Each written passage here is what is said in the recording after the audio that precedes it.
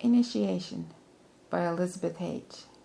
Chapter 5. I Want to Get Away. It was about this time that I met Aunt Raphaela, my father's sister. She was living with her husband, Uncle Ferdinand, in another city. Now they came for a visit to see the newborn baby. I was greatly impressed and full of admiration for this most unusual, queenly, beautiful woman. She was tall like my father, with a figure like a Greek goddess, with a classically beautiful, noble, imperturbable, radiant face, crowned by hair as black as ebony. Her eyes, too, were sparkling black, like my father's. Her movements were majestic, dignified, and yet full of charm. She was the perfect incarnation of all that one could call beautiful and elegant. I loved her from the moment I saw her.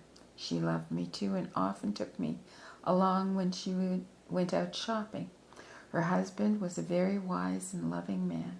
We got along well from the moment we met. I was delighted to hear that we were going to spend the summer in a mountain resort very near where Uncle Ferdinand and Aunt Raphaela lived with their children. The summer was beautiful, and I was often permitted to go for walks in the mountains with my father and Uncle Ferdinand. The forests and the mountain meadows were glorious, and I reveled in the beauty of climbing up to a mountain vantage point and looking down on the towns and villages with all their tiny houses. Yes, up there, I was happy. But down below,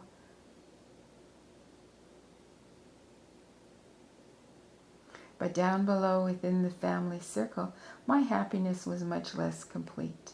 Greet was very different from me, and always wanted to play something else, while Mother busied herself with our little brother. She had no time to show me how to make things with my little hands, or answer my unending stream of questions. The feeling that I was alone grew and took on such proportions that I gradually withdrew from the others and ceased participating in all that they did. But Mother's view was simply that I was disobedient. One evening, when we were about to go to bed, Mother scolded me for coming in so late from the garden and for not wanting to go to bed. I frowned and said nothing. But when Mother went on scolding me and called me a disobedient child, I flew into a tantrum and I said, "I see that you don't love me at all.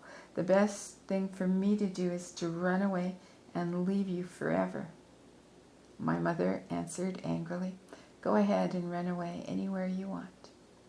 I ran out of the house, down the steps, through the big garden, out onto the broad pathway in the forest, and headed straight for the mountain.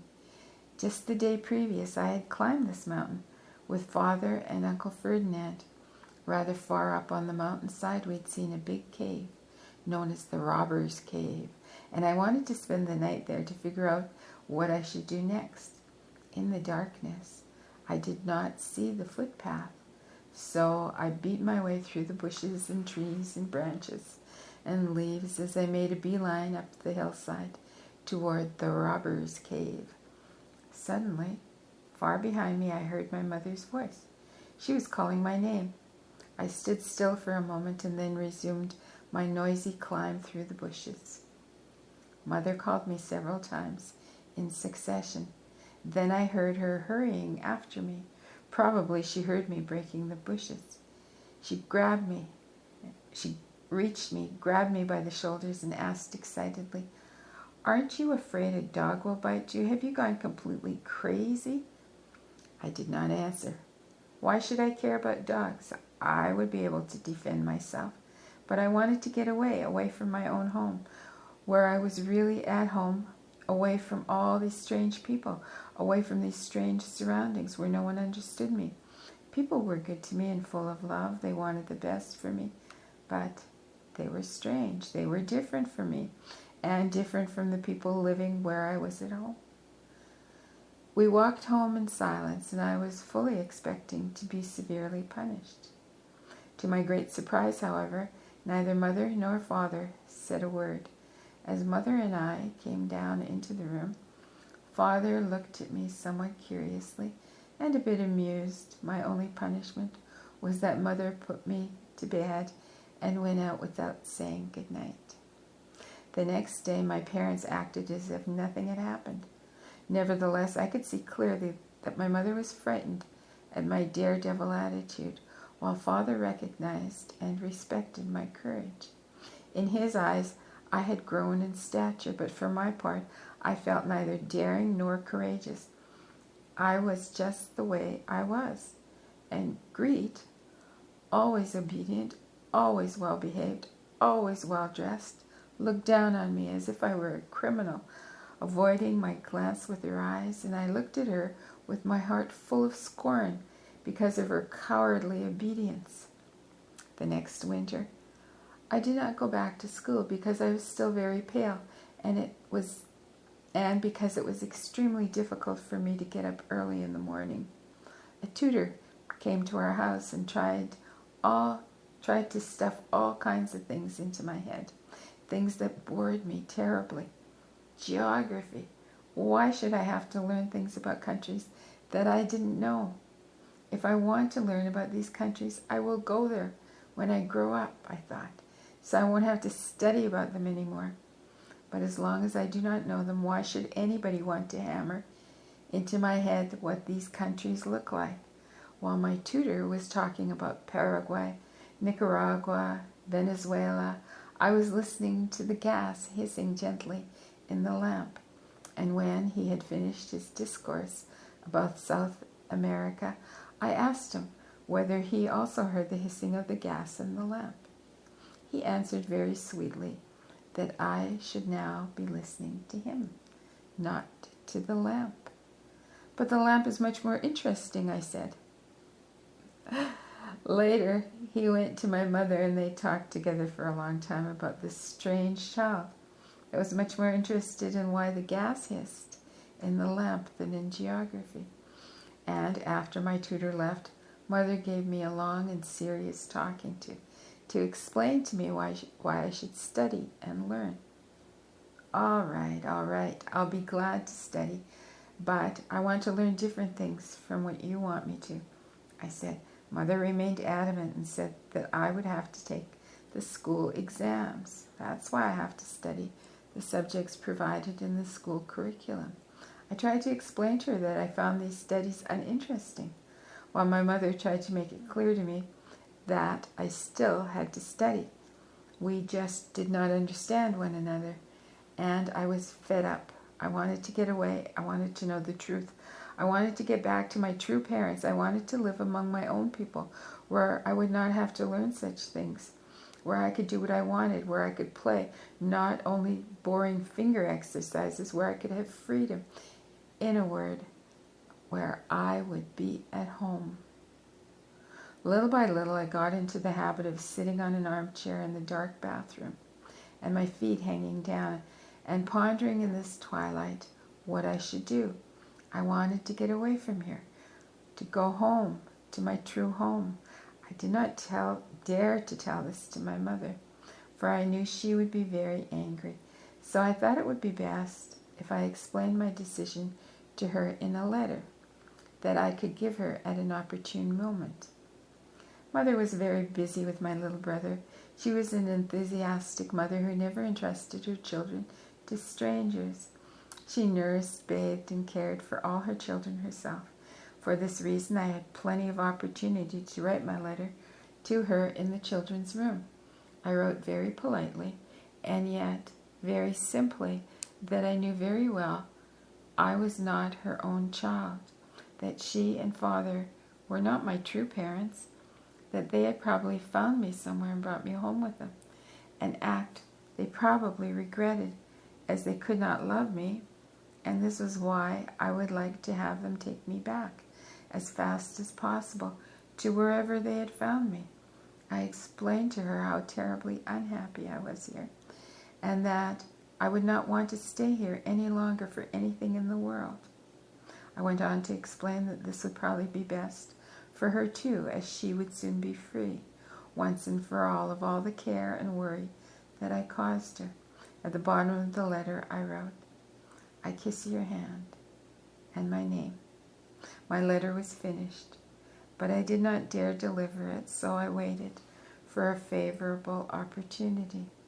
One fine afternoon, some of my mother's friends and relatives were at our house for a visit. They chatted pleasantly, admired us older children, and our new little brother. We three were all wearing our most beautiful clothes, and then we went into the dining room where the table was set and coffee and cakes were waiting for them. In the circle of ladies, my mother was really charming, sitting at the end of the table, as was her habit. She was radiantly beautiful, gay, and full of peace, and I thought this at last was the moment to give her my letter. She would surely not be angry now. I waited until all the ladies had drunk their coffee, and then I stole up behind my mother's chair, and while she was chatting with her neighbor, I reached around her waist and dropped my letter in her lap. Mother noticed me immediately when I slipped into the room, because she did not like to have us children mixing with adults. We were supposed to stay in the children's room and come out only when we were called. Busy as she was with her guests, she was not able right away to ask me what I wanted. When I slipped the letter into her lap, she looked at me in wide-eyed surprise, put the letter into her pocket, and went on chatting with her guests as if nothing had happened. I was very pleased to have picked such an opportune moment. But that evening, after the guests had left and my father had come home, the storm broke, a storm that I had not expected. Mother was really very frightened and unusually excited. She gave Father my letter, and all shaken and unstrung, she said to him, "This child is certainly quite insane. Look what she has written to me." Then turning to me, she poured out her wrath. "Just wait, young lady. If we are not good parents for you, we can be quite different. Then you will have different parents, and believe me, you will regret it." Father read my letter with great interest, and I noticed that he found it very entertaining. It was generally very hard to upset Father, and he was certainly not upset about my letter.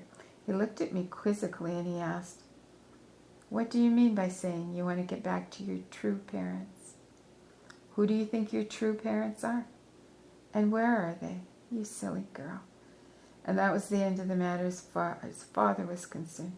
On the other hand, Mother was very excited, and for days she talked with Grandmother, Aunt Audie, Uncle Steffi, about my letter, even showing it to my father's best friend, our family doctor. Our doctor was a very profound and thoughtful man, highly educated in the sciences, a friend and advisor to all the members of our family in all matters affecting body and soul. Mother was very bitter about my attitude and told him, as he knew well, our whole family was doing everything possible to make me happy, and that I was an ungrateful child, because in spite of all my family was doing for me, I still wanted to run away and leave them. "And where do you want to go, you crazy little child? Just tell me, where do you want to go?" she asked again and again. But that was something I didn't know myself, a question I would have liked to have Mother and Father answer for me. I wanted to know about the place where they had found me, the place from which they had brought me. Our family doctor, with his peaceful blue eyes, looked at me searchingly and asked me very earnestly, just as he would have asked a grown-up, "What did you mean by that, child? Tell me frankly, just what do you mean?" But I could not and would not talk about it anymore. I just wanted to go back to where I'd come from, back to where they brought me from, where I was at home, where I could be among people like myself. But I realized I could not yet reach my goal. I was going to have to stay here. I realized these people knew just as little, or perhaps even less, about my origin than I did, so I could not expect them to help me find the solution to this problem. With my questions, I had only offended and frightened them. I realized that my letter had been a big disappointment to my mother, and I didn't want that. I went back to the children's room, where I found Greet looking down to avoid meeting my glance. to avoid having to look at such a villainous little child. I felt as if I were a criminal. No, the whole question was quite hopeless. I never spoke about the matter again. Little by little, my family forgot the whole matter, and little by little there sank down upon my soul a veil that kept getting thicker and thicker. I wanted to avoid thinking any more about my true homeland, as it appeared quite impossible to find out any details about it. It was about this time, I was just 7, that Father, one mealtime, said something about the human being as the crown of creation. "How do you mean that, Father?" I asked. "Just that man is the most perfectly developed creature on earth. There is nothing higher." I was simply amazed. How can that be possible, I thought. That Father, who has such a brilliant mind, who knows all the answers, who always comes out on top in any debate, doesn't know that over and above all the human beings there are, what should I actually call them? Titans? Or giants? Not in physical size, but in knowledge and power, towering up above us human beings, guiding us with their powers and helping us forward on the pathway of our development. I glanced at Father to see whether perhaps he did not want to speak about these superior beings, or whether he actually didn't know anything about them. I observed his face, and I saw that he was completely convinced as he spoke about man as the crowning achievement of nature. I did not dare ask any further questions, as somehow or other it was deeply impressed upon me that he did not like to have me speak about secret things with ignorant people. One must be able to keep silence. But a moment later, I started up as if shocked. He?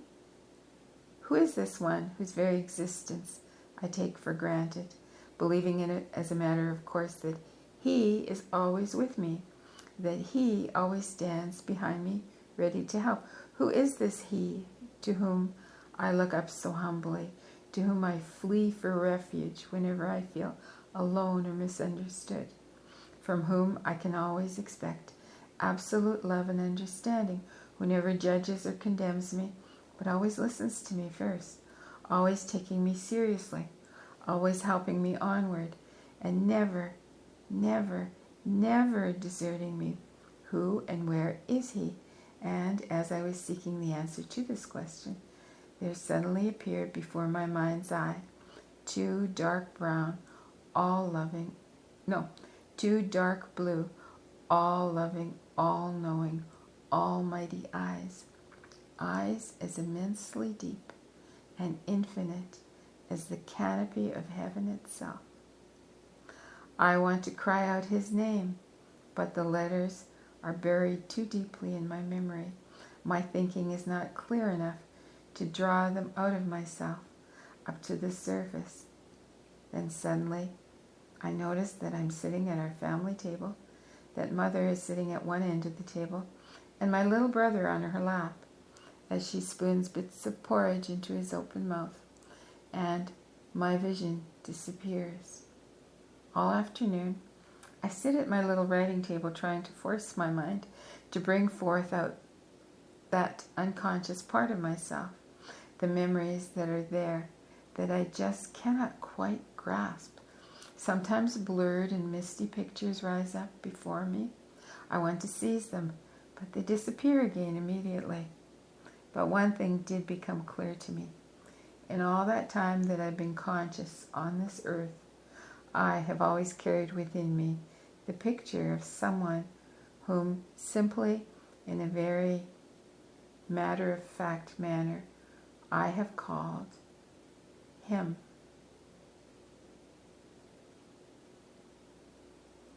And that's the end of chapter 5. And chapter 6 is entitled, I Long for Unity. Till soon.